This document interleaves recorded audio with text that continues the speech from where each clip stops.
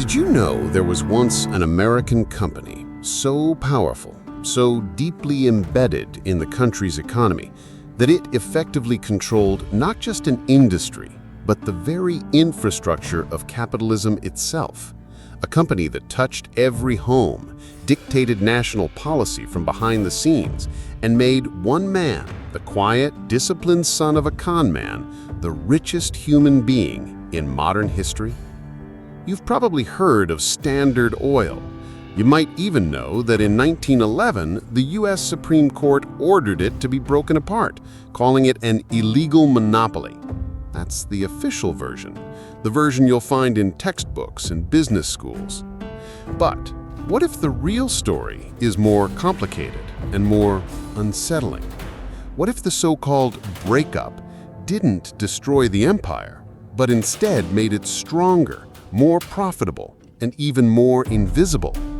What if the government's greatest antitrust victory actually laid the blueprint for a new kind of monopoly, one that no law could ever fully contain? In this episode, we'll take you beyond the courtroom drama and deep into the machinery of the most influential corporation in American history. We'll expose the tactics that built it, the secrets that protected it, and the myth that surrounds its fall. Because the question isn't how Standard Oil died. The question is whether it ever did. What was Standard Oil, really? Was it a machine of efficiency, bringing order to chaos in an unregulated oil industry? Or was it a silent conqueror, spreading tendrils through every layer of commerce until nothing moved without its permission? By the early 1900s, these questions had begun to haunt not just reformers and small businessmen, but legislators, journalists, and the public itself. The 1911 Supreme Court decision may have declared Standard Oil illegal, but the roots of unease had taken hold long before that verdict. They had emerged from stories whispered in refinery towns and shipping ports, tales of unfair freight rates, of secret rebates, of competitors driven out not by superior products, but by economic strangulation. Even as kerosene prices dropped and profits soared, a sense of imbalance grew. Consumers benefited at the checkout, yes, but did they truly understand the cost? Beneath the surface of cheaper fuel and gleaming infrastructure lay a deeper concern that the market no longer belonged to the many, but to the one. What is the true cost of dominance in a democracy? That was the question lurking beneath the headlines. Standard Oil did not march with banners or armies. It moved quietly, acquiring, absorbing, neutralizing. Its enemies often vanished not in flames, but in ledgers, bought out, squeezed out, or quietly erased from the map. And yet, for decades, the company operated within the legal bounds of a fragmented regulatory system. There was no clear law against what it did, until slowly those laws began to emerge, written in response to its very success.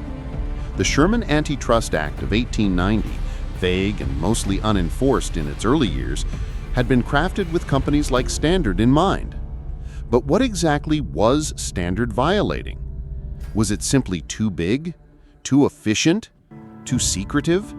Or had it redefined the rules of competition itself, turning capitalism into a zero-sum game that only it could win?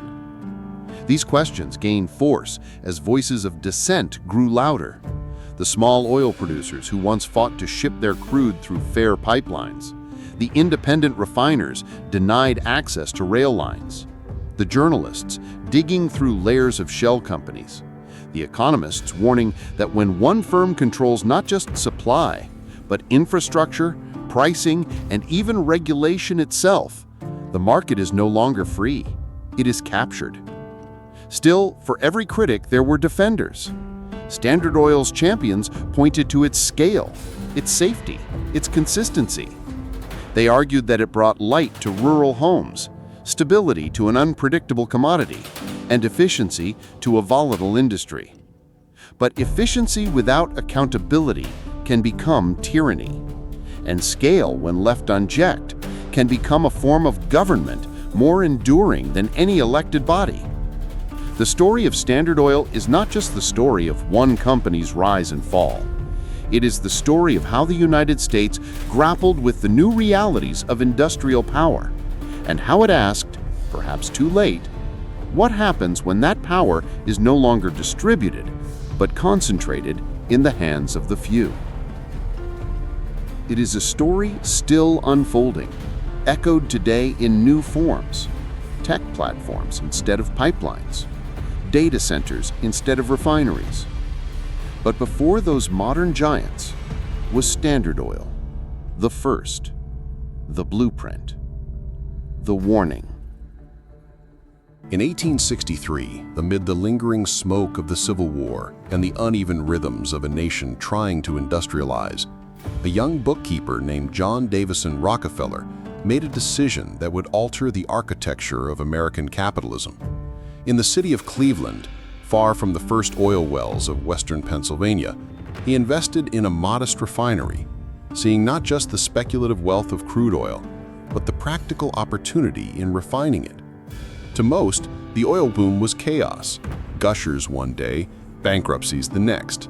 But Rockefeller saw something deeper. He understood that the future would belong not to the wildcatters, but to the system builders, not to those who struck oil, but to those who could standardize it, stabilize it, and deliver it to a growing nation at scale. He was not a flamboyant entrepreneur. He was methodical, devout, and obsessively frugal. Where others chased rapid expansion, Rockefeller plotted deliberate control. From the beginning, he kept rigorous records, reinvested every dollar, and studied the inefficiencies that plagued the young oil industry. The refinery he co-founded, initially with partners Maurice Clark and Samuel Andrews, quickly outpaced local rivals, not because of volume, but because of precision. When a dispute arose in 1865 over the future of the partnership, Rockefeller bought out Clark in a dramatic private auction, offering $72,500, an enormous sum for the time, and taking full command. He was 25 years old. The post-war American economy was hungry for energy, especially kerosene, which had become essential for lighting homes and businesses before the rise of electric power. Rockefeller's insight was that the oil industry didn't need more wells or more excitement. It needed consolidation. The refining process was unstable, crude prices fluctuated wildly, and transport was governed by a patchwork of railroad politics. So Rockefeller began building not just a business, but an infrastructure, vertical integration before the term existed.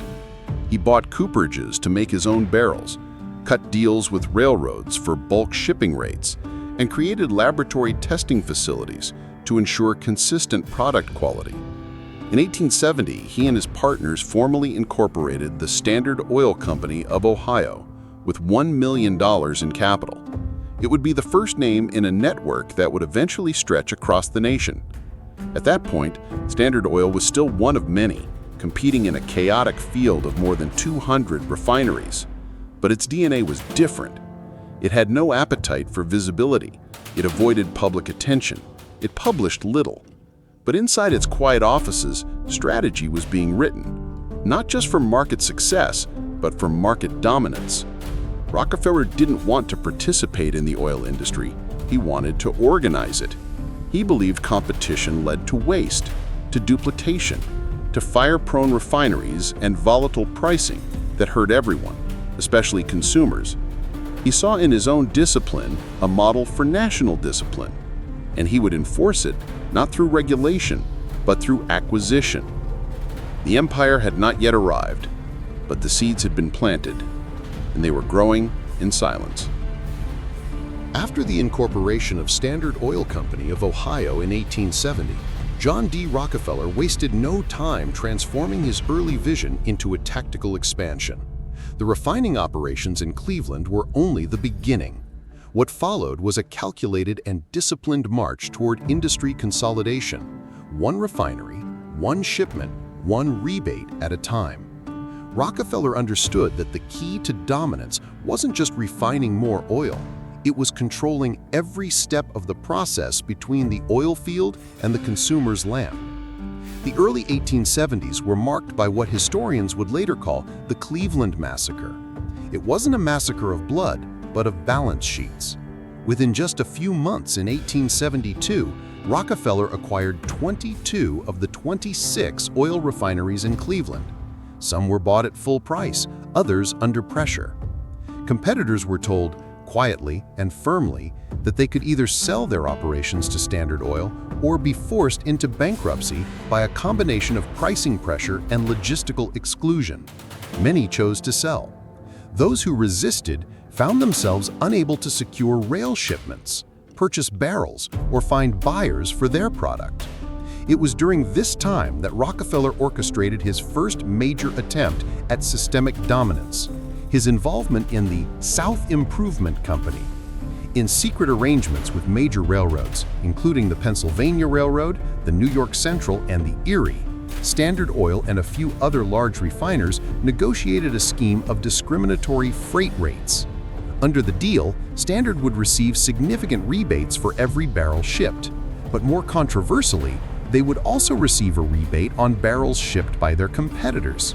In effect, Standard would profit from its rivals' activity. When the news leaked, it ignited a firestorm. Independent refiners and oil producers across Pennsylvania revolted. Mass meetings were held. Oilmen boycotted the pipelines. Newspapers ran editorials accusing Standard Oil of conspiracy. Under overwhelming public pressure, the South Improvement Company collapsed within weeks. But the damage, or perhaps the strategy, had already taken root. Rockefeller, having tested the limits of collusion, pivoted. He abandoned formal alliances and began pursuing the same goals through acquisition and quiet dominance instead of contracts. By the end of the decade, Standard was no longer just a successful company. It was becoming a system, not a brand, but a framework. Its barrels reached every major market. Its tank cars rolled across every major railway. Its reach, though still largely invisible to the public, was rapidly approaching national scale. The game had begun, and Rockefeller had no intention of losing. The 1880s marked a transformation in the scope and ambition of Standard Oil. What had begun as a methodical effort to rationalize a chaotic industry now evolved into a relentless campaign of national dominance. Standard was no longer content with regional control or incremental growth. It moved with speed, precision, and a confidence that bordered on inevitability. Across the United States, refineries closed, pipelines changed hands, and competitors disappeared, not through accident, but by design. By 1880, Standard Oil controlled approximately 90% of all oil refining in the country. It had grown so powerful that it no longer needed to fight in public. Its presence alone reshaped markets. At the heart of this expansion was a simple yet devastatingly effective strategy: eliminate inefficiency by eliminating rivals. Rockefeller's leadership team, particularly Henry M. Flagler and John D. Archbold, oversaw a sprawling web of acquisitions that brought once independent operations under the Standard umbrella. Sometimes companies were bought out at a generous premium. Other times, they were acquired after months of sabotage, pricing pressure, and supply manipulation. In either case, the result was the same. Standard Oil grew larger, and the industry grew smaller. One of the most remarkable elements of this growth was how thoroughly Standard pursued vertical integration. The company did not merely refine oil, it sourced it from the fields, shipped it through pipelines it built, stored it in tanks it owned, refined it in plants it operated, and distributed it through tank cars, barges, and sales agents it controlled. It even manufactured its own barrels. There was no dependency Standard Oil could not eventually internalize. By cutting out external suppliers, it reduced costs and shielded itself from competitive vulnerabilities. But more importantly, it created a structure in which every link in the chain was a barrier to entry for anyone else. Internationally, Standard Oil's ambition knew no boundaries. It exported kerosene to Latin America, Europe, and Asia, often pricing below local cost to seize market share. Its sales agents operated in more than 30 countries, and by the late 1880s, Standard Oil of New Jersey had become one of the largest exporters in the United States. This wasn't just a domestic monopoly, it was an international force. Kerosene hands marked with SO were found in Indian villages and African trading posts. The company's global reach became a quiet extension of American industrial presence abroad. All of this was managed with extraordinary secrecy. Standard Oil rarely disclosed its ownership and acquisitions, instead operating through fronts and intermediaries. Its corporate structure became a maze. Hundreds of subsidiaries, affiliates, and silent partnerships, many of them nominally independent, but functionally subordinate to central control. This legal fog made it difficult for state regulators or journalists to trace the full extent of Standard's dominance. In 1882, Rockefeller and his advisors took a further step. They created the Standard Oil Trust, an unprecedented legal instrument that placed 39 of its member companies under the control of 9 trustees. This trust centralized decision-making, eliminated redundant operations, and made it easier to expand across state lines without confronting conflicting incorporation laws. It was a bold innovation, and one that would soon draw the attention of lawmakers. But in that moment, the trust worked brilliantly. It formalized what had already existed in practice, a unified, disciplined entity that could act with the force of a government and the secrecy of a private club. By the mid-1880s, Standard Oil was not merely winning the oil war, it had ended the war. Or so it seemed. By the end of the 1880s, Standard Oil had achieved what few businesses in history ever had: functional inevitability. Its control over the refining and distribution of petroleum products had reached such proportions that rivals no longer competed. They adapted, submitted, or vanished. The company's dominance was not expressed in headlines or boasts. It was visible in freight contracts, pricing charts, and the silence of former competitors who now operated as de facto appendages of the trust. The numbers told a clear story. By 1888, Standard controlled over 90% of the United States oil refining capacity. It managed more than 20,000 miles of pipeline, owned more than 100 oil tankers, and deployed 4,000 specialized railroad tank cars. Its distribution network spanned every state, with sales agencies and warehouses strategically positioned to absorb local markets before independence could take root. In New York, Chicago, Baltimore, and San Francisco, Standard set the price. In dozens of smaller towns and cities, it simply eliminated the need for choice. Independent refiners, once hopeful entrepreneurs in booming oil towns, now found themselves unable to access shipping, storage, or even raw crude unless they worked through Standard intermediaries. Railroads, heavily dependent on Standard's high-volume contracts, were reluctant to extend favorable rates to smaller clients. Some didn't bother negotiating at all. In hearings conducted by state legislatures, local producers complained of unexplained delays in shipments, preferential car allocation to Standard, and pricing so low that no independent could match it without hemorrhaging money. Standard Oil, of course, maintained that all of this was the result of efficiency. Its spokesman cited lower consumer prices as proof of public benefit. And in many ways, the claim had merit. Kerosene, which had once cost over 30 cents per gallon, now sold for less than 8 cents in many parts of the country. But this affordability masked the structural reality. The market was not open, it was curated. Former executives who left the company and attempted to start independent ventures often found themselves locked out of supply chains.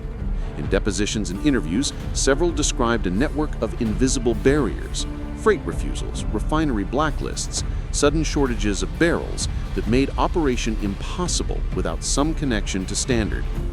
One such entrepreneur, who had tried to open a small refinery in Ohio in 1887, later testified, "We could produce the oil, but we couldn't move it, store it, or sell it, not unless Standard said yes."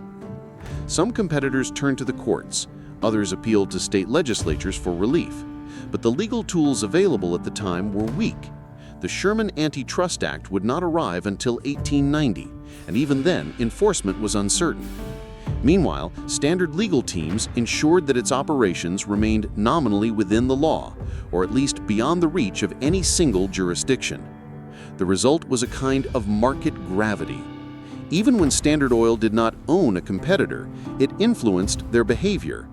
Even when it didn't explicitly fix prices, its presence set the ceiling and floor. It had become, in effect, the central nervous system of the American oil economy. By 1890, Standard was no longer just a company, it was an infrastructure. And it was this transformation from player to platform that made it irreplaceable. But in becoming irreplaceable, it had also become visible, not to consumers who still saw little beyond cheap oil and ubiquitous barrels, but to a growing number of journalists, economists, and state officials who had begun to ask whether a company so central could ever be held accountable. The dominance was total, and yet, as history often proves, it is in moments of total power that the seeds of resistance begin to take root. As Standard Oil tightened its grip on the oil industry, voices from the margins began to rise. At first, they were scattered and hesitant. Letters to local editors, trade circulars passed between independent refiners, quiet testimonies before state commissions. But over time, those murmurs congealed into something louder, sharper, more organized. A growing number of Americans, businessmen, legislators, and consumers alike, began to ask, how had one company come to hold so much power, and at what cost? The earliest and most persistent complaints came from oil producers in western Pennsylvania. These were the men who drilled the wells, leased the land, and sold crude by the barrel. By the mid-1880s, many found themselves with only one viable buyer, Standard Oil. Those who tried to negotiate price or ship independently were met with sudden obstacles. Pipeline access denied, rail rates inexplicably increased, storage contracts revoked without explanation. Some attempted to band together, forming small producer cooperatives to build alternative pipelines, but these ventures often collapsed under financial strain, or mysteriously failed to obtain right-of-way permits. Quietly, local officials were being lobbied. Landowners were offered cash incentives to block passage. The independent route always seemed to hit a dead end. At the retail level, complaints came from merchants forced to stock only Standard products. Kerosene distributors recounted how they were given favorable pricing only if they agreed not to carry rival brands. One grocer in Ohio testified before a state committee that he received a visit from a Standard agent who said, "You can buy from them or you can stay in business, but not both." The grocers signed the exclusive contract the next day. The press, long quiet or complicit, began to shift. Small-town newspapers, less beholden to Standard's advertising dollars, started running stories about local refiners shuttered overnight, of producers losing their leases, of unexplained pipeline delays. Then, slowly, larger publications followed suit. Economic journals raised questions about price fixing. Legal scholars debated the legality of trust structures. Editorial boards warned that industrial consolidation, left unchallenged, could deform the republic itself. But it was not until the emergence of one particular voice that the critique found national clarity. Ida Minerva Tarbell, a journalist and the daughter of a ruined Pennsylvania oilman, began researching Standard Oil in the late 1900s. Her father, once a small refiner, had been one of the many pushed out during the Cleveland consolidation years. What began as a personal inquiry soon evolved into a meticulous investigation. Tarbell scoured court records, interviewed former employees, traced financial connections between subsidiaries, and mapped the hidden structure of the trust. She was not driven by ideology or sensationalism. She was driven by fact. In 1902, her serialized exposé, The History of the Standard Oil Company, began publication in McClure's magazine. It was quiet, methodical, and devastating. Tarbell revealed how Standard had exploited freight rebates, manipulated prices, and disguised its ownership of competitors. She laid bare the mechanisms of control that had eluded public scrutiny for decades. And crucially, she told human stories of men broken by the system, of communities swallowed by the trust's silence. The impact was immediate. Legislators cited her work in speeches. State attorneys general launched new inquiries. For the first time, the public was not just aware of Standard Oil, they were disturbed by it. The company's legendary secrecy, once a source of strategic advantage, had become a liability. In trying to avoid the spotlight, it had created a vacuum that Tarbell's narrative filled with damning clarity. Standard Oil, of course, denied the allegations. Its representatives dismissed the reports as biased, the product of personal vendetta. But denial could not stop momentum. Across the country, the question was being asked with greater urgency. Could such power exist within a democracy and remain accountable to no one? The age of unquestioned dominance was ending, and a reckoning was drawing near. The slow burn of public discontent eventually reached the ears of those with the authority to act. For years, Standard Oil had evaded serious scrutiny at the federal level by exploiting the fragmented nature of state laws and the absence of a coherent national regulatory framework. But by the late 1890s, a new political climate was emerging, one defined by progressive reformers, legal theorists, and a growing awareness that industrial power needed to be subject to democratic control. The trust structure that Rockefeller had pioneered was no longer just a financial innovation, it was now a political problem. One of the earliest institutional responses came not from Washington, but from Standard Oil's home state. In 1892, the Attorney General of Ohio filed suit to dissolve the original Standard Oil Trust, arguing that it violated state law by creating a combination that restrained trade and operated beyond the bounds of its corporate charter.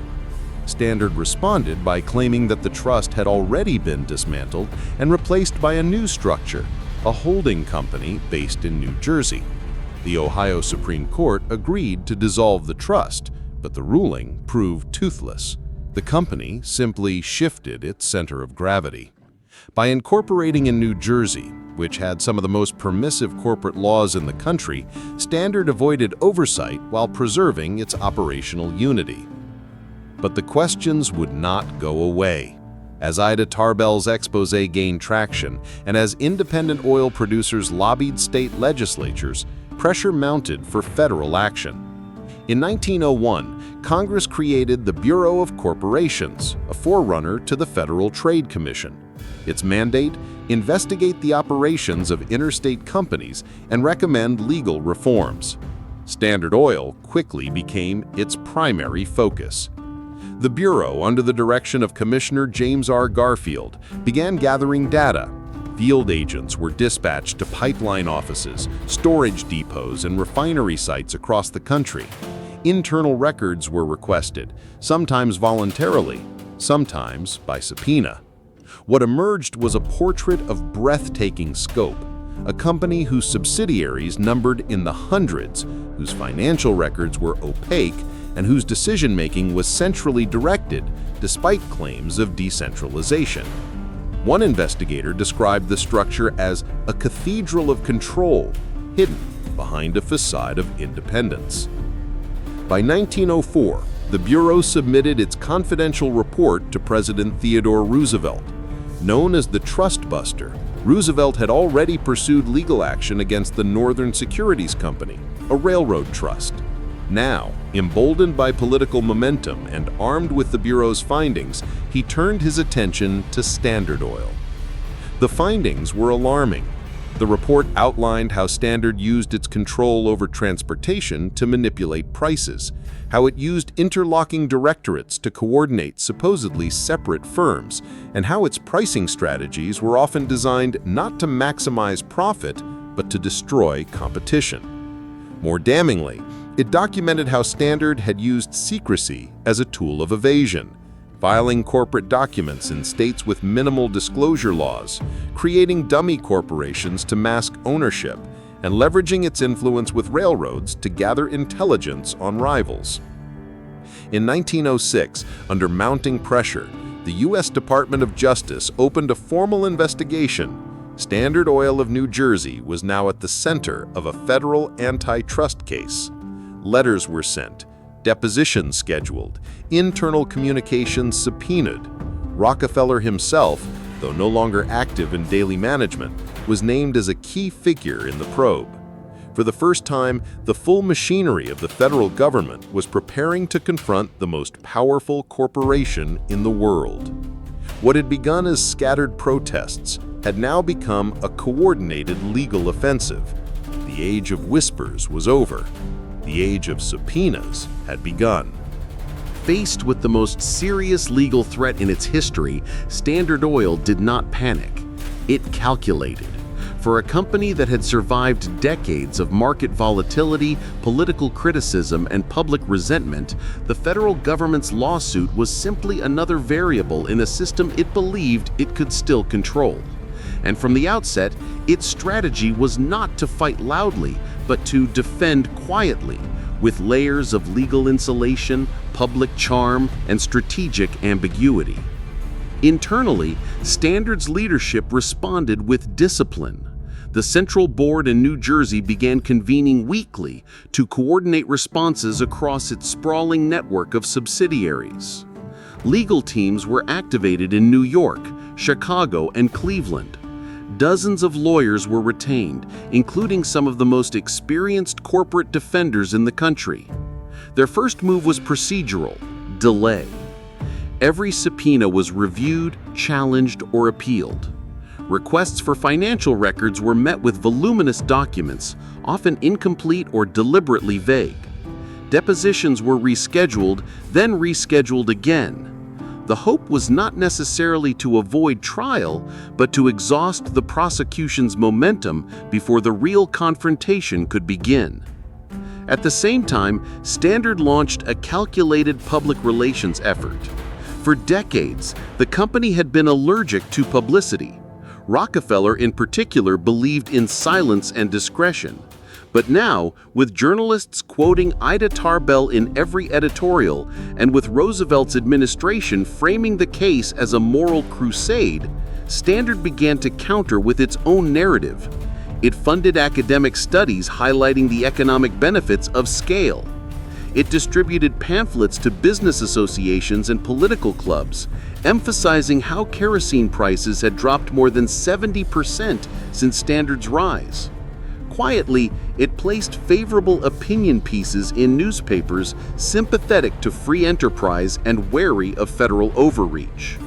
The company's public defenders framed the lawsuit as a dangerous precedent, one that could target any successful business regardless of its ethics.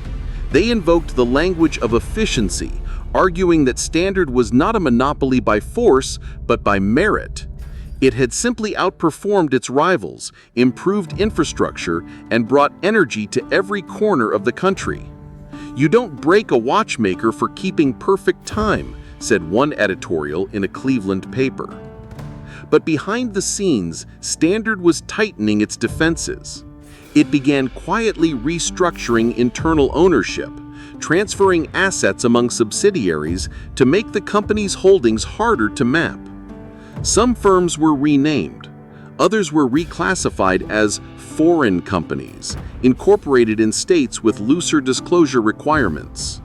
In some cases, Standard sold minority stakes in affiliates to outside investors, enough to claim they were no longer under direct control, even though management remained the same. The goal was clear: make the company appear less centralized, less threatening, and more legally defensible. If the government intended to argue that Standard Oil was a trust operating as a single illegal entity, then Standard would respond by emphasizing decentralization, complexity, and legal autonomy. In public statements, executives insisted that Standard Oil of New Jersey was merely a holding company, with no operational control over its subsidiaries. In practice, directives still flowed from the top, but on paper, the empire was beginning to look like a federation. Privately, Rockefeller continued to monitor the case. Though officially retired, he kept in close contact with John D. Archbold, now the de facto head of operations. Letters between them reveal a man still very much in command, suggesting messaging, questioning strategy, and urging restraint. Rockefeller knew better than anyone that battles were not always won in courtrooms. They were won in the margins, in delays, in technicalities, in shaping perception. But the perception was changing. For the first time, Standard's dominance was not just an economic fact, it was a political liability. And despite the company's efforts to obscure its architecture and soften its image, a federal trial loomed. The government was building its case, the witnesses were lining up, and the empire, for all its composure, was beginning to feel the strain. On November 15, 1906, in the United States Circuit Court for the Eastern District of Missouri, the Department of Justice formally filed its case, United States versus Standard Oil Company of New Jersey and others. It was a sweeping, meticulously constructed complaint that accused Standard Oil and its vast constellation of affiliates of violating Sections 1 and 2 of the Sherman Antitrust Act. This was not a symbolic gesture. It was a legal declaration of war. The complaint named more than 70 corporations and individuals, including John D. Rockefeller himself, although he had long since stepped away from daily operations. The government alleged that Standard had engaged in a wide-ranging conspiracy to restrain trade, monopolize the petroleum industry, and suppress competition through coordinated pricing, exclusive contracts, and the systematic acquisition and destruction of rival firms. The document ran over 20 pages, dense with legal reasoning, but clear in its narrative. It outlined how Standard, beginning in the early 1870s, had used secret rebates from railroads to undercut competitors, how it had forced producers and refiners into exclusive agreements, how it had created and controlled supposedly independent companies to give the illusion of competition, and how it had grown not through innovation alone, but through a deliberate campaign to exclude and eliminate. What made the case especially potent was not just its scope, but its documentation. Over the previous 2 years, federal investigators had quietly gathered a mountain of internal records, letters between executives, shipping contracts, board meeting minutes, and correspondence from the Trust's central office in 26 Broadway. These documents, combined with testimonies from former employees and rival businessmen, formed the spine of the government's argument that Standard was not merely large, but structurally and deliberately monopolistic. The legal strategy was precise. The Justice Department did not argue that Standard's size in itself was illegal. Rather, it focused on the methods by which that size was achieved. The heart of the complaint was intent. The prosecution aimed to prove that Standard's conduct was not just aggressive business, but a violation of the very principles of open competition that the Sherman Act was designed to protect. The announcement of the lawsuit sent tremors through the business world. Investors speculated wildly about the implications. The press scrambled to explain the complexity of the trust's structure to a curious and increasingly skeptical public. President Theodore Roosevelt, who had made trust busting a cornerstone of his domestic policy, stood firmly behind the action. In a statement to Congress, he argued that when private combinations gain the power to fix prices and manipulate markets, they threaten not only consumers, but the republic itself. Standard Oil, in turn, responded with studied calm.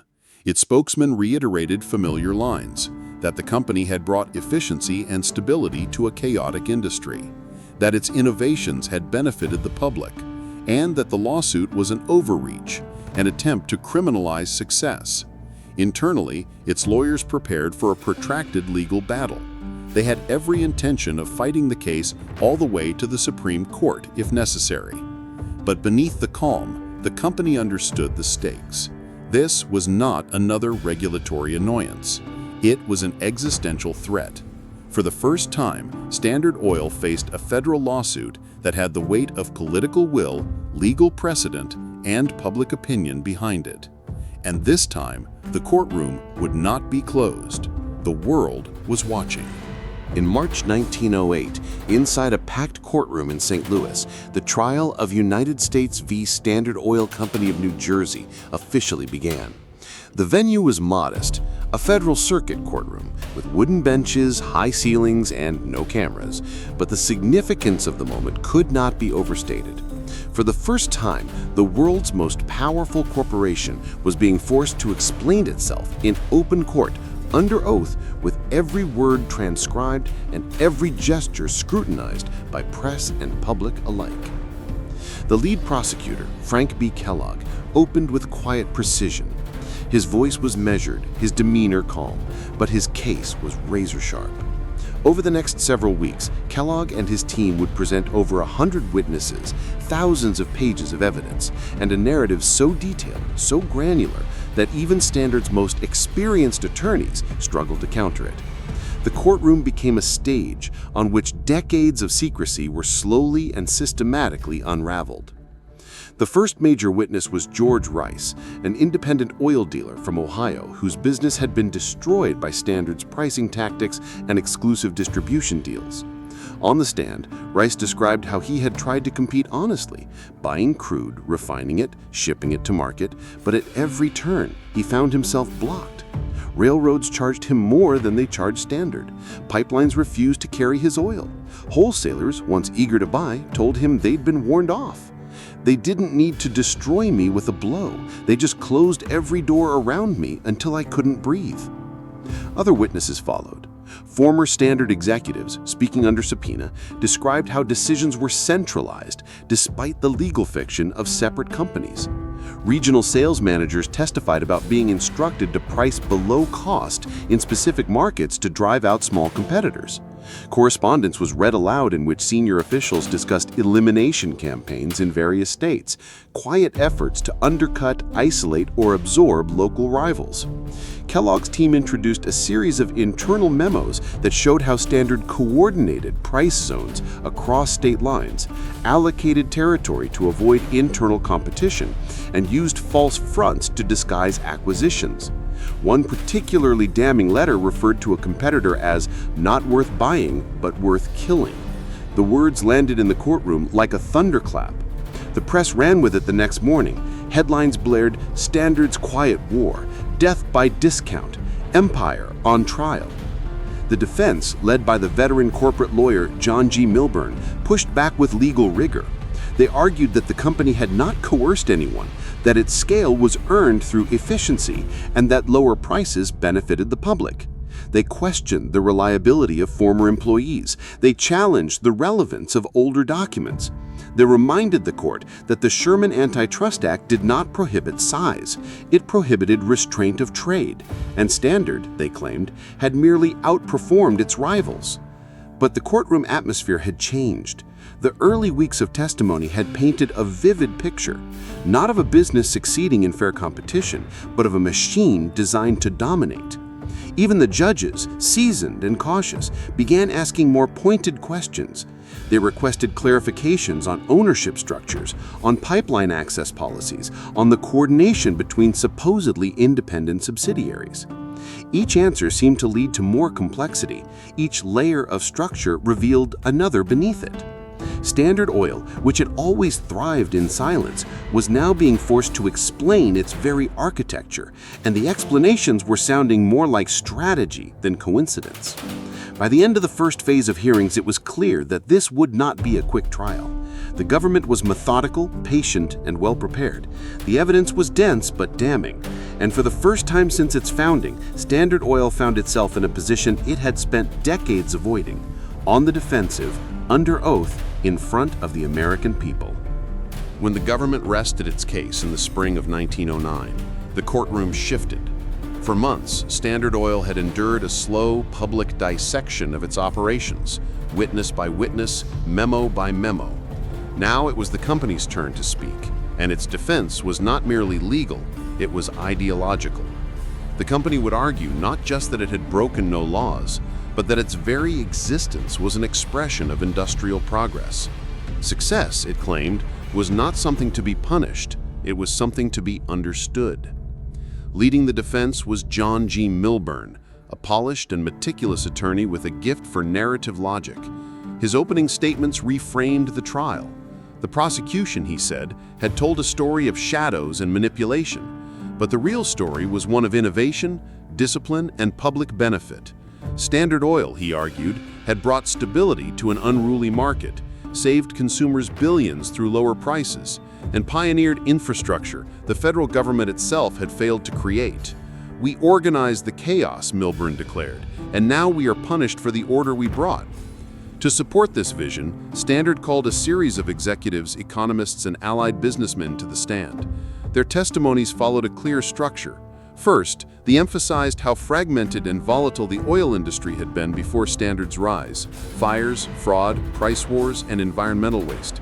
Then they detailed how Standard's economies of scale, its pipelines, refineries, and sales networks, had driven efficiency and reduced costs.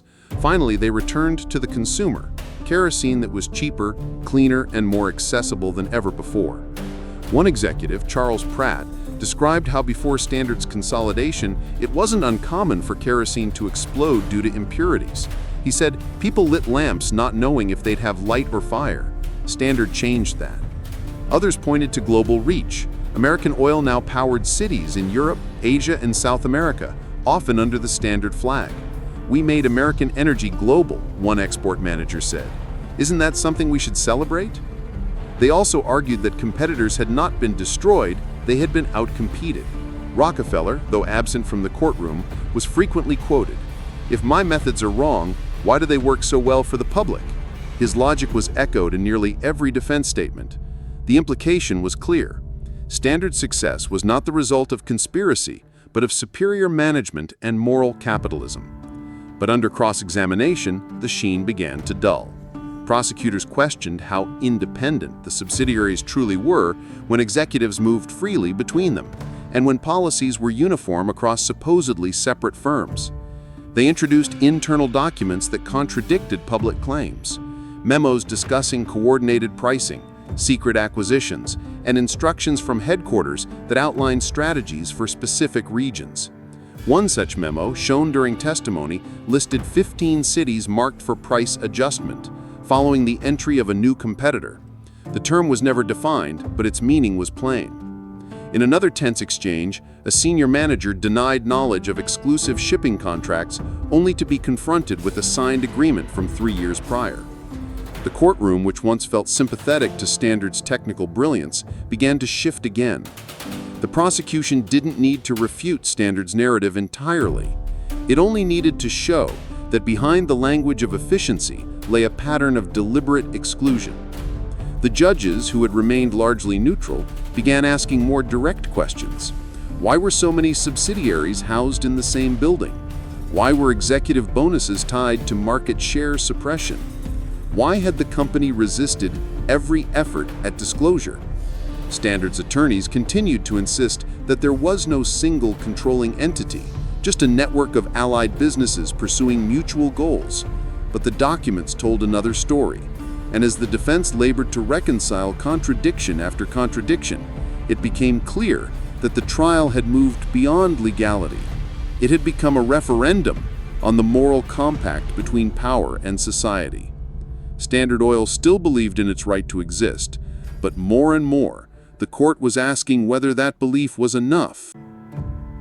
Just as Standard Oil's defense team was beginning to regain footing with carefully rehearsed witnesses and confident closing arguments, a document emerged that changed the entire momentum of the trial.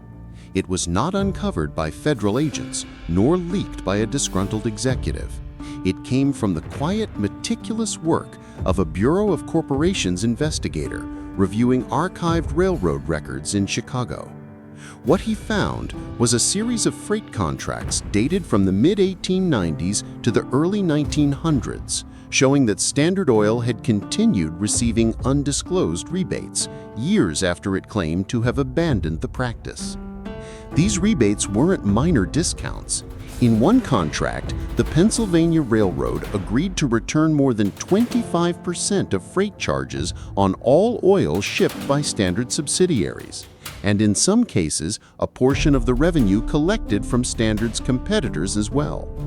This meant that not only was Standard paying less, it was profiting directly from the business of its rivals.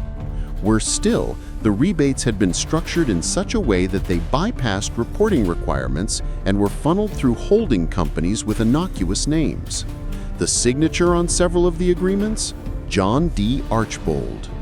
When presented in court, the effect was immediate. The government's legal team called the revelation a smoking gun, proof that Standard Oil had not only violated its own public statements, but had done so in a way that suggested continued intent to suppress competition.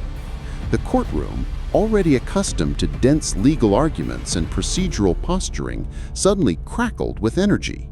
The headlines the next morning spoke for themselves. Secret deals uncovered. Standard's rebate web exposed. Trust's word called a lie. But it didn't end there. Another witness stepped forward, anonymously at first. A former regional sales director from the Midwest agreed to testify under protection. His account, delivered in a quiet, steady voice, outlined a system of internal communication used by Standard that had not been disclosed during earlier testimony. Every week, he said, regional managers received coded telegrams from the central office. These messages provided price floors, competitor intelligence, and market control directives. The language was often oblique, phrases like hold position, tighten flow, or pressure local. But within the company, their meaning was clear. He recalled a specific episode in 1903 when an independent refiner attempted to enter the St. Louis market. Standard responded within days, reducing prices in the region to below cost, offering free barrels to distributors, and pressuring shipping companies to deny service to the newcomer. After 6 months, the competitor withdrew. "We didn't call it destruction," he said. "We called it stabilization." The defense scrambled to contain the fallout. They argued that the rebate contracts were legacy agreements, that the telegram system was misunderstood, that nothing presented proved central coordination. But the damage had been done, not only to Standard's legal position, but to its credibility. Even the judges appeared visibly affected. For the first time in the trial, they interrupted a witness to ask direct questions about pricing strategy. They ordered further document production. They instructed both sides to prepare for extended hearings. Outside the courtroom, momentum shifted. Editorials that had previously defended Standard's efficiency now spoke of arrogance and deceit. Progressive politicians seized on the revelations to call for broader antitrust reform. Tarbell, still covering the trial, wrote in McClure's that the mask has been lifted and behind it stands a machine without face or voice, only intention. Inside 26 Broadway, panic set in. Internal correspondence later revealed that Standard executives were instructed to destroy certain memos, avoid discussing case strategy in writing, and prepare for possible indictments. Rockefeller remained silent, but those close to him described his mood as cold and calculating. He knew what was coming. The trial, once a contest of interpretations, had become a matter of evidence, and the evidence was piling up. The courtroom in St. Louis had settled into routine. Hours of cross-examinations, stacks of documents, the slow pulse of federal litigation. But after the revelations of hidden rebates and coded directives, the atmosphere changed. What had once been a legal process transformed into a high-stakes confrontation. The judges no longer deferred, the press no longer speculated, the public no longer doubted. The question was no longer whether Standard Oil had violated the Sherman Act, it was what the court would do about it. In late 1909, as the trial entered its final phase, tension reached the breaking point. The government requested the appearance of John D. Archbold, Standard Oil's acting president, and the closest thing the company had to a public face.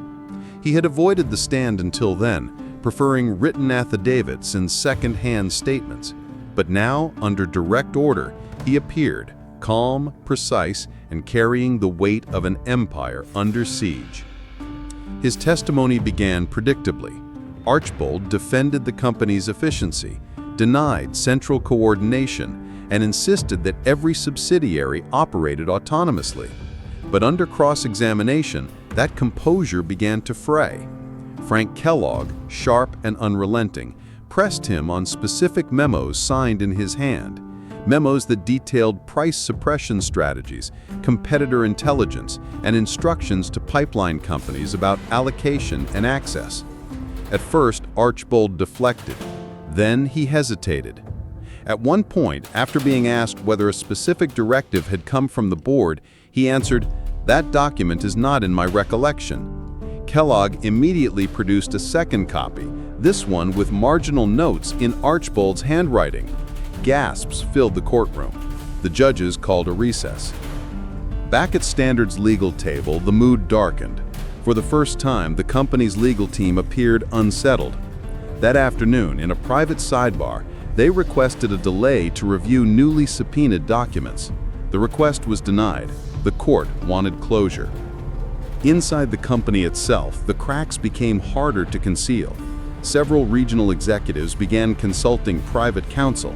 A handful quietly resigned. In internal meetings, the question was raised, should Standard negotiate a settlement to avoid a catastrophic ruling? But Archbold, still channeling Rockefeller's ethos, refused.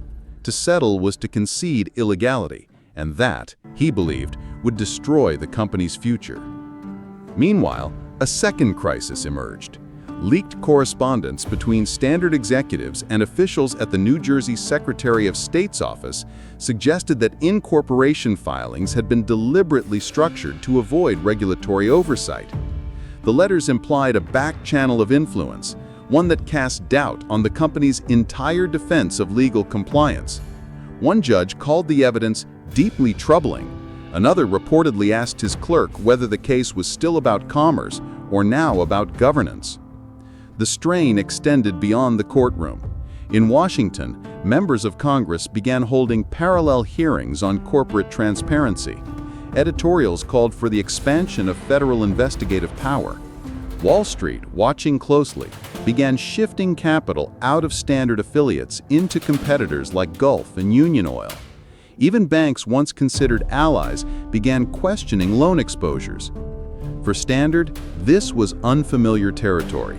It had long operated above the noise of politics, beyond the grasp of regulators, and below the surface of public awareness. Now, it was cornered, its strategy exposed, its leaders challenged, its reputation unraveling. In private, some within the company began to question whether Rockefeller's empire could survive intact. The trial was no longer a technical dispute.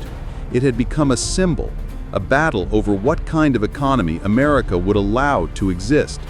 The pressure was no longer legal, it was existential. On May 15, 1911, the verdict arrived, not with a dramatic announcement or thunderous declaration, but in the form of a dense legal opinion issued by the United States Supreme Court.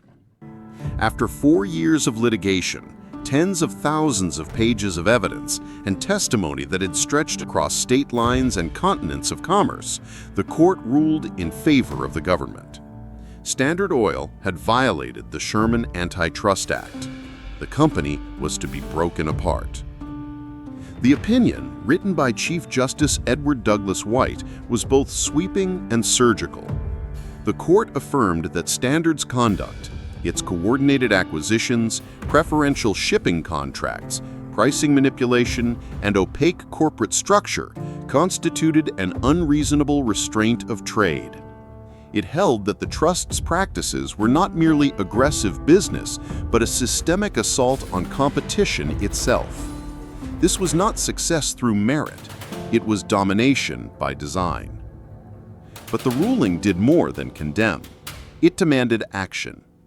The court ordered the dissolution of Standard Oil of New Jersey and its 33 fully or partially owned subsidiaries. The breakup was to be executed within 6 months, under judicial supervision, and designed in such a way that the newly separated companies would operate independently, free to compete and stripped of centralized control. It was the most consequential antitrust remedy in American history. The ruling introduced a critical concept, the rule of reason. Rather than declaring all combinations illegal, the court held that only those which unreasonably restrained trade were in violation. This standard would shape antitrust law for the next century, giving judges significant discretion to evaluate conduct based on context, intent, and economic impact. For Standard Oil, the judgment was devastating, but not catastrophic. Shareholders would receive proportional equity in the spun-off companies. Assets would remain intact. No executives were jailed. No fines were levied. And in a twist of fate that would puzzle future historians, the ruling that broke the company apart would ultimately make its founder richer than ever. John D. Rockefeller, who had remained silent throughout the proceedings, saw his fortune grow exponentially in the aftermath. As the 34 new companies gained independence and traded publicly, their individual stock values surged. What had once been consolidated value was now distributed across a diversified portfolio of oil, gas, and infrastructure assets. Rockefeller, who still held a 25% stake in the original trust, became America's first billionaire. The business press responded with awe. The Wall Street Journal ran a headline, "Court breaks trust, market rewards it."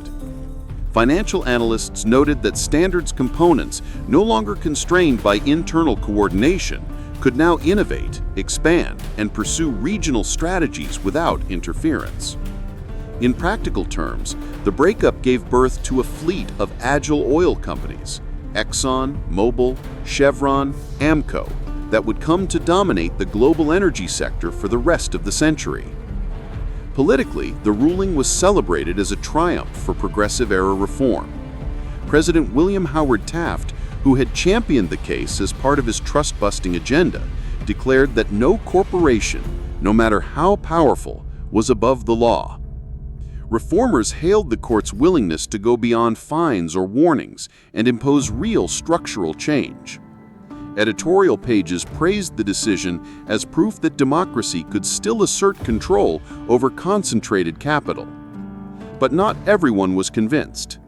Some economists warned that the new rule of reason left too much to judicial interpretation.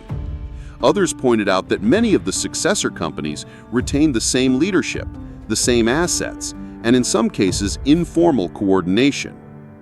Breaking the legal form, they argued, was not the same as breaking the business model.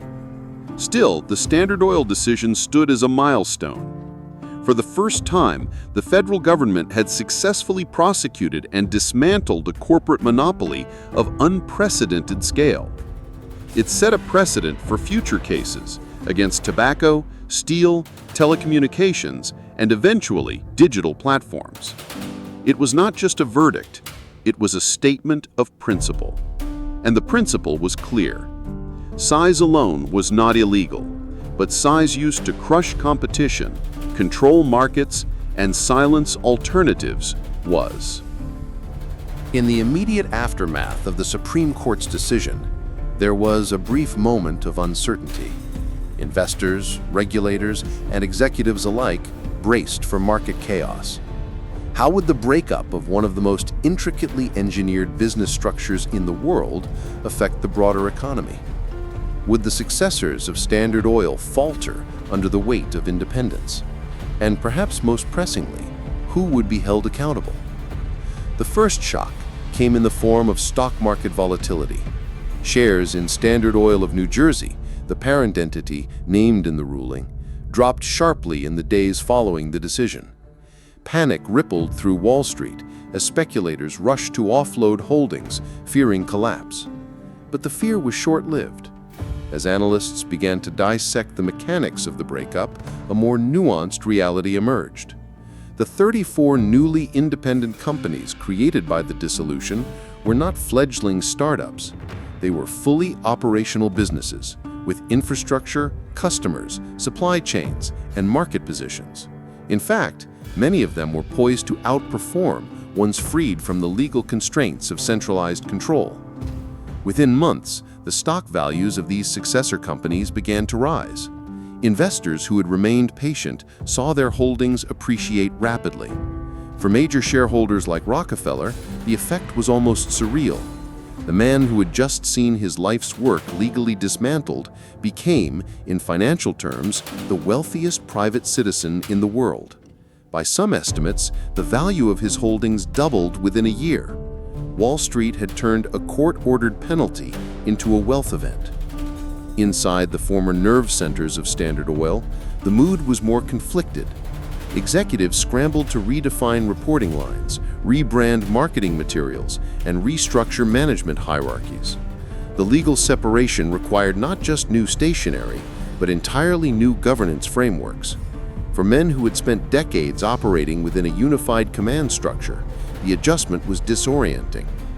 The boardrooms of Standard Oil of New Jersey, now forced to cede control of its subsidiaries, became ground zero for executive fallout.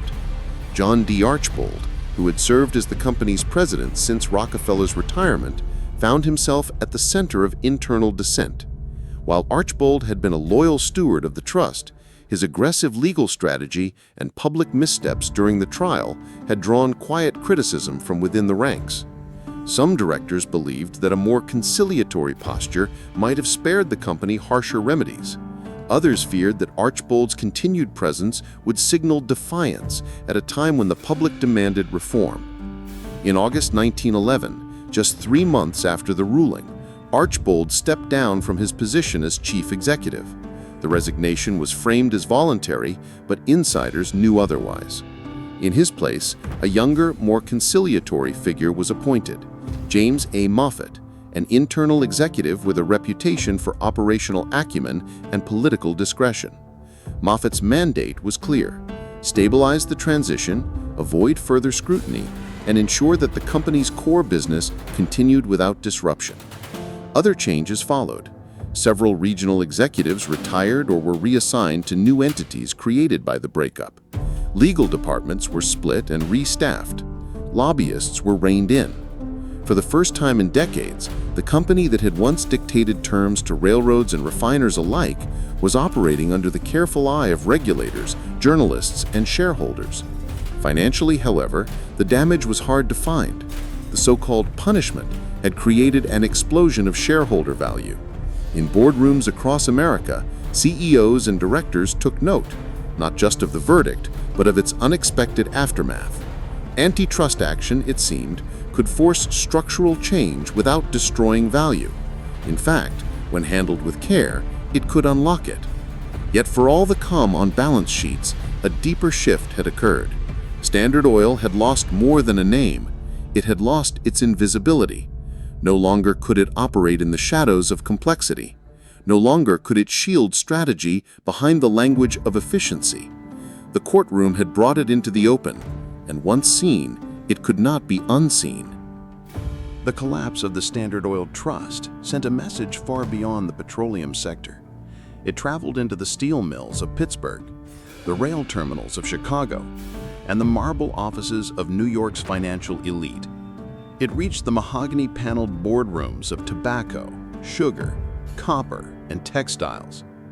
If a company is powerful, efficient, and deeply embedded as Standard Oil could be broken apart by the federal government, then no one was beyond reach. In the months following the Supreme Court's decision, other monopolistic conglomerates found themselves under new scrutiny. The Department of Justice, emboldened by its victory, expanded its antitrust portfolio. By the end of 1911, new lawsuits were filed against the American Tobacco Company, the United Shoe Machinery Company, and the International Harvester Company. Each case referenced Standard Oil as a legal and moral precedent, using its structural abuses as a comparative benchmark. Congress, too, responded. Hearings were convened to investigate the broader implications of corporate consolidation. Lawmakers called on economists, former Standard executives, and legal scholars to explain how modern trusts operated and how they might be prevented from reassembling under new names.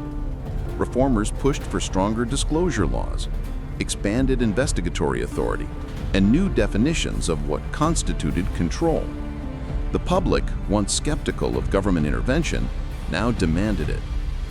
Perhaps the most enduring legal legacy of the case was the elevation of the rule of reason standard. Though introduced by the court in the Standard Oil decision, it quickly became the cornerstone of antitrust jurisprudence. Under this framework, not every large combination was illegal, only those that unreasonably restrained trade. The ambiguity of the term gave future judges wide latitude, and in some cases allowed corporate consolidation to continue under the guise of efficiency. But it also gave regulators a powerful new tool, the ability to shape antitrust enforcement through precedent, not just statute. The case also influenced corporate behavior. In industries across the country, companies that had once embraced vertical integration began reevaluating their structures. Some voluntarily divested certain assets to avoid scrutiny. Others altered their reporting hierarchies to reduce the appearance of central command. Legal departments gained new influence within executive suites, and corporate lobbying shifted from aggressive denial to subtle negotiation. Investment banks, too, recalibrated. Firms like J.P. Morgan Co., which had, previously, facilitated massive consolidations with little concern for regulatory pushback, now began offering legal audits as part of merger planning. The era of blind scale had ended. In its place emerged a new business calculus, one that weighed efficiency against legal visibility, dominance against discretion. Beyond the United States, the Standard Oil decision echoed in unexpected places. Lawmakers in Europe and Latin America cited the ruling in their own debates about corporate oversight. Scholars translated the opinion into French and German. The concept of trust busting entered the global business vocabulary. America, once accused of being laissez-faire in the face of industrial concentration, was now seen as the leader in reining it in. But perhaps the most meaningful shift occurred in the public imagination. For the first time, the average American saw that corporate power, no matter how entrenched, could be challenged. That no company, however wealthy or widespread, was above democratic accountability. Newspapers that once feared Standard's advertising dollars now ran editorial cartoons mocking its fall. College students debated the meaning of economic freedom.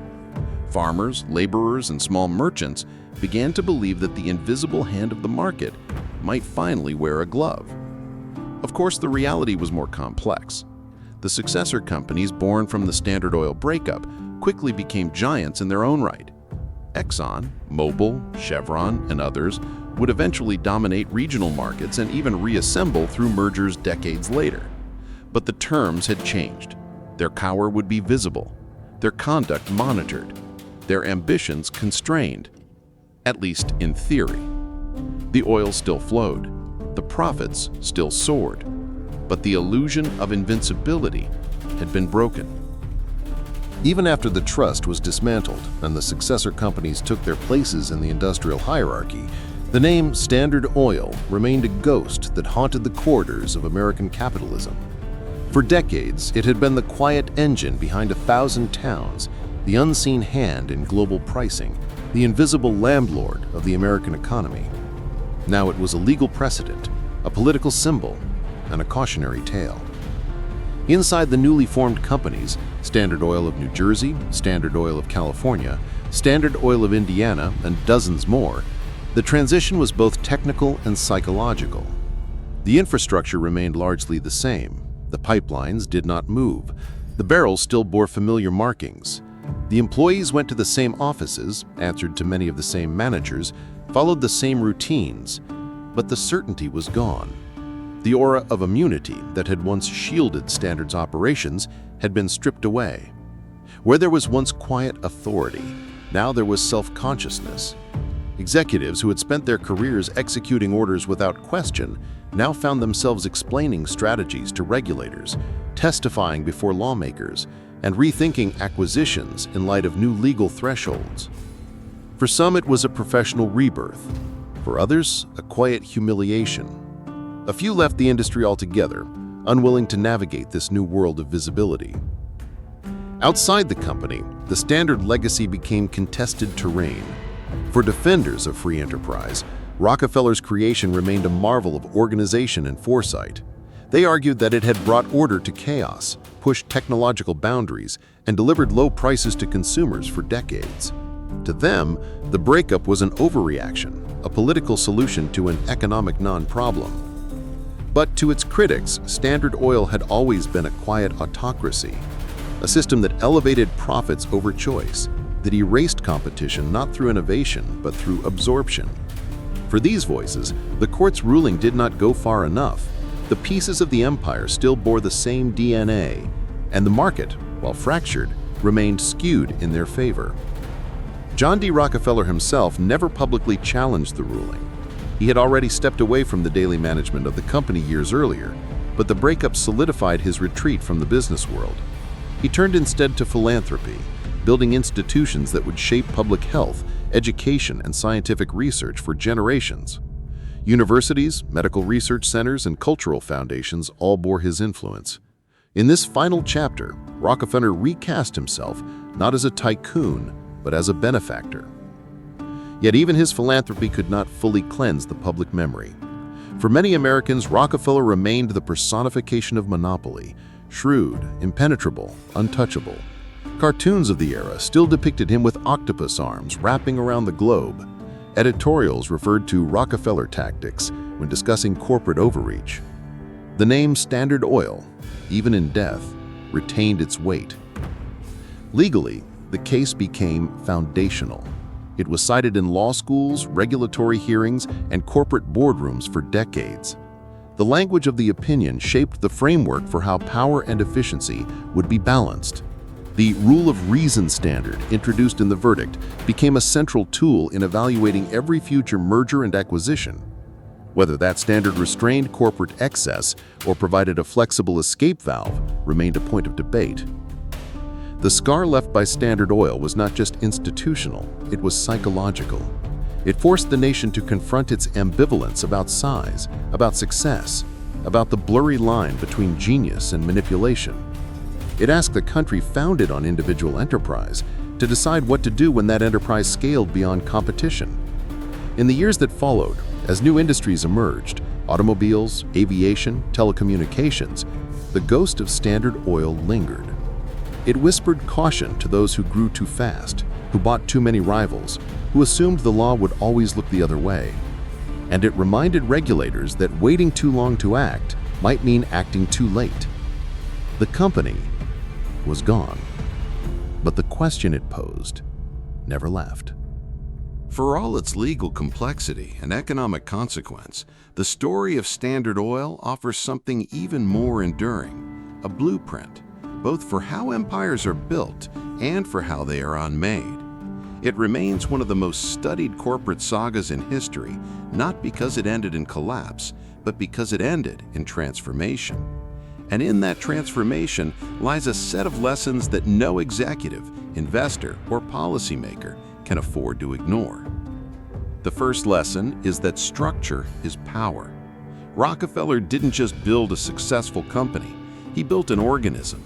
Its control didn't rely solely on market share or physical assets. It relied on interconnection, of ownership, of logistics, of pricing, and of strategy.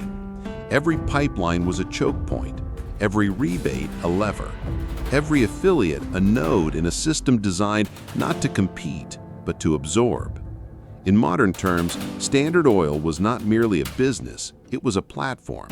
And it understood, long before the digital age, that the company that controls the infrastructure controls the market. But power invites scrutiny, and when that power is exercised in darkness, behind shell companies, through closed doors, without public accountability, it breeds resentment. Standard Oil's second lesson is one of visibility. For decades, its very success depended on being unseen. When it finally stepped into the light, through the reporting of Ida Tarabell, the voices of independent producers, and the scrutiny of government attorneys, it lost the narrative. And in business, losing the narrative is often the first step toward losing control. Another lesson lies in the nature of dominance. Standard believed that market superiority justified itself. If prices fell, if quality improved, if profits rose, then how could its methods be wrong? But the law, and eventually the public, decided that how you win matters as much as whether you win. The means, secret rebates, strategic sabotage, artificial subsidiaries, could not be justified by the ends. That standard of moral scrutiny now follows every corporation that grows too fast or stretches too far. Yet there is also a lesson in resilience. Despite being broken apart, the core entities of Standard Oil not only survived, they thrived. Their infrastructure, their talent, their capital, and their market insight allowed them to adapt, and in some cases to recombine decades later into new giants. ExxonMobil, Chevron, and others would carry forward the legacy for better or worse. From a business perspective, the Standard Empire did not die, it reorganized. That fact should both humble regulators and embolden entrepreneurs. Scale may be punished, but capability endures. Finally, for leaders, there is a caution about ambition. Rockefeller believed in order, efficiency, and long-term vision. He built his empire with discipline and clarity. But his failure, if it can be called that, was in assuming that the rules of commerce could remain static while the world around him changed. He underestimated the capacity of public institutions to respond. He misjudged the political temperature. He believed that if he stayed silent, the scrutiny would pass. It did not. Today's executives, especially those who oversee dominant platforms in technology, energy, and finance, face similar questions. At what point does consolidation become coercion? At what point does innovation become insulation? At what point does success trigger revolt? The case of Standard Oil reminds us that the answers to those questions are not fixed. They are negotiated by laws, by courts, by journalists, by citizens, and by history. Because in the end, every company becomes a story. The only question is, who gets to tell it? The ruling against Standard Oil may have closed a chapter, but it left the book wide open. Long after the subsidiaries were spun off, long after the headlines faded and the court transcripts were filed away, the story of Standard Oil refused to settle into history. It lingered, not just as a memory of power, but as a question about its future. Could it happen again? This is the question that has followed every new industrial wave since 1911. When AT&T built a telephone monopoly, when IBM dominated computing, when Microsoft eclipsed the desktop, when Amazon absorbed retail logistics, when Google indexed the human mind, Standard Oil was there in the background, not as a ghost, but as a reference. Each of these companies, in their own way, sparked the same debate. Where does innovation end and monopoly begin? What level of dominance serves the public, and what level demands a reckoning? In legal seminars and business schools, the Standard Oil case remains required reading. But its greatest relevance today is not in the verdict itself. It's in the pattern it established. Growth, then concern. Dominance, then scrutiny. Efficiency, then resistance. The shape of monopoly rarely changes. Only the tools do. In our present age, data has replaced oil as the most valuable resource. Distribution platforms have replaced pipelines. Algorithms are the new pricing engine. The names have changed, but the dynamics echo across time. Platforms are vertically integrated. Markets consolidate under a few players. Competitors are bought out or priced out. The same arguments re-emerge about customer benefit, about efficiency, about global competitiveness. And regulators are once again left to ask, how much control is too much? But perhaps the deeper legacy of Standard Oil is not legal at all. It is philosophical. It forces us to examine what kind of economy we want. Do we prize efficiency above all? Do we believe that markets self-correct? Or do we accept that sometimes the invisible hand must be checked by a visible one? The question remains unresolved. Each generation answers it differently, depending on its values, its fears, and its trust in institutions. John D. Rockefeller once said, "The way to make money is to buy when blood is running in the streets." It was a brutal logic, one that helped him build a fortune and a myth. But even myths have consequences. The empire he built no longer exists in name, but its architecture lives on, in strategy decks, in legal clauses, in acquisition playbooks, in the ambitions of every company that believes it can grow without limits. And so, we return to the original tension. Can a democracy tolerate industrial empires? Can capitalism survive its own winners? And most urgently of all, will the next Standard Oil be stopped in time or only after its work is done? The file is closed. For now.